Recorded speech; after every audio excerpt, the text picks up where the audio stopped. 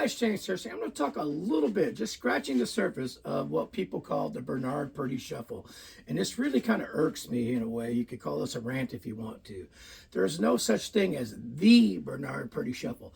There's the Bernard Purdie Foundation Shuffle that even he has played in a many different ways. So it's not like you say, oh, play the Bernard Purdie Shuffle, Bernard Purdie Shuffle, and there's one way to play it.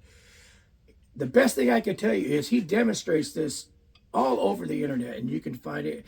And it's like he tells a story as he plays it. And every one of them are different. Sometimes he's playing acrostic. They reference Home at Last and Babylon Sisters. If you listen to just those two tunes, the basics of it being a halftime shuffle are there. And if he's credited with coming up with that, that's fantastic. And it's enough that there's a name associated with it. But it's not just one way.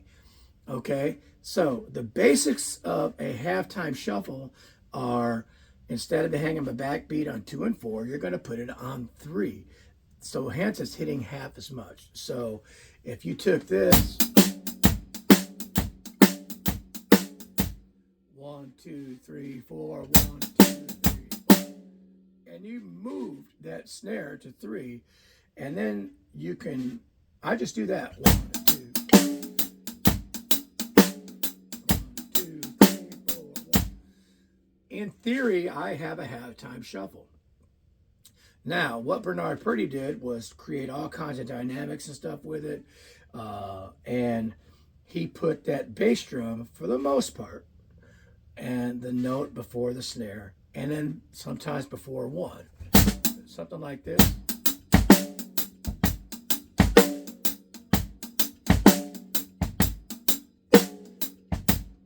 Okay?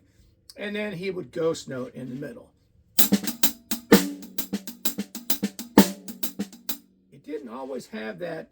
It wasn't always there. You can listen to it for yourself, but something like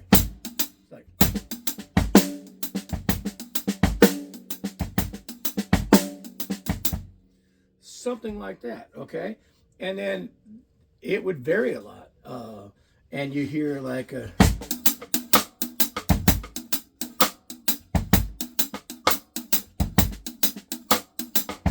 you probably can't hear it, but I'm taking my finger and playing ghost notes.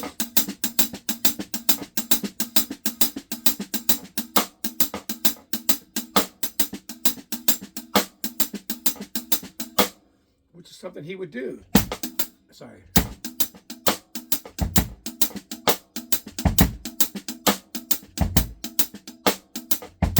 Okay, and if your snare's mic, you can get a bigger sound on that.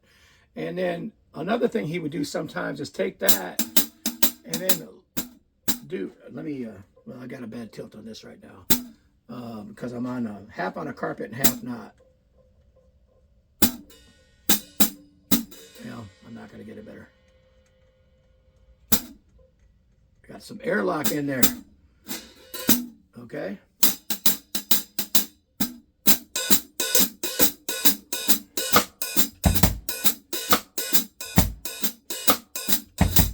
Okay.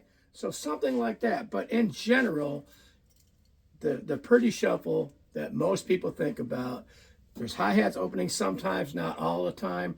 Cross stick, but not all the time. But in general, it is considered to be this.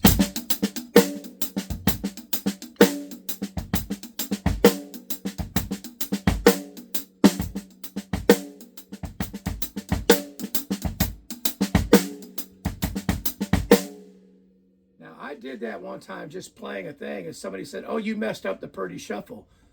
And I sent them a clip of Purdie playing that exact shuffle. So there's no, my point is, it is not the Purdie Shuffle. It is based on the Purdie Shuffle, and it goes in lots of different directions. He himself does it, and there's fantastic videos of him. And like I said, when he'll just start to groove and tell you a story and start developing this shuffle and adding different things in it. It's great. So watch him. Highly entertaining, super energetic guy. And if you've ever seen him in clinic, it's just great. It's funny and whatnot. But the point is, it's like saying, play the David Garibaldi funk beat. There's a bunch of them. Play the Songo. Oh, okay. We all know quote a songo, but there's a bunch of versions of a songo that are based on that. So there's not one play the jazz pattern. Yeah, we know the basic jazz pattern, but listen to any jazz artist, that pattern is all over the place. It's not just straight, they don't just keep it. So the point is, it's not like the rock beat, the jazz beat, the funk beat, the John Bonham beat, or the Neil Peart beat, or whatever. There are beats for songs, but the Purdie Shuffle is a foundation that many shuffles, even he himself, have based their grooves on and branched off on it. Again, listen to Home at Last and Babylon Sisters. The foundation is the same, but the shuffles are different. See what you think.